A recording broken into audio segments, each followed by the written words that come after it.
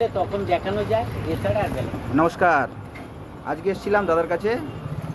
দাদার কী নাম দাদা তোমার? আমার নাম স্বপন দাস। স্বপন দাস। স্বপনদার কাছে এসেছিলাম কিছু কয়েন ফয়েন নেবো বলে। দেখো, দেখে নাও দাদা কী কী কয়েন দেখাচ্ছে। দেখো,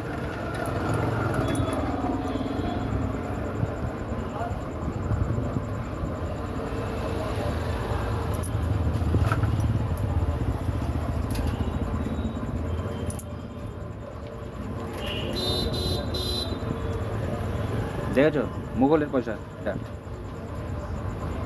ঠিক আছে, এর দাম আছে মার্কেটে 1200 টাকা। দাদার কাছ থেকে আমি দাদাকে 900 টাকা বলেছি দেবো, বুঝেছো? তো তোমরা দেখছো সব ভিডিওটা, তোমরা সবাই শেয়ার করবে, সবাইকে জানতে সাহায্য করবে।